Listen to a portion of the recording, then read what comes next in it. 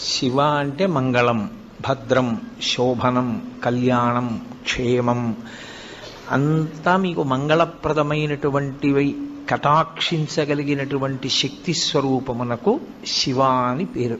అందుకే శివునకు అమంగళమునకు సంబంధం ఉండదు. అసలు ఆయన ఎన్నడూ అమంగళము చేయువాడు కాడు. ఎప్పుడూ మంగళం చేసేవాడెవరో, ఎప్పుడూ భద్రాన్ని చేకూర్చేవాడెవరో, ఎవరి అనుగ్రహం చేత శుభ పరంపర మనకి కలుగుతుందో అటువంటి మహానుభావుణ్ణి శివ అని సంకేతిస్తాం. శివునకు ఒక రూపము కాదు.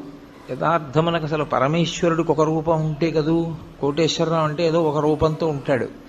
పరమేశ్వరుడికి అలా ఒక రూపం ఉండదు. ఆయన చేసినటువంటి చేష్టితముల వలన భక్తులను అనుగ్రహించాలనేటటువంటి ఆయన యొక్క కారుణ్య తీవ్రత వలన ఆయన అనేక రూపములను ధరిస్తారు.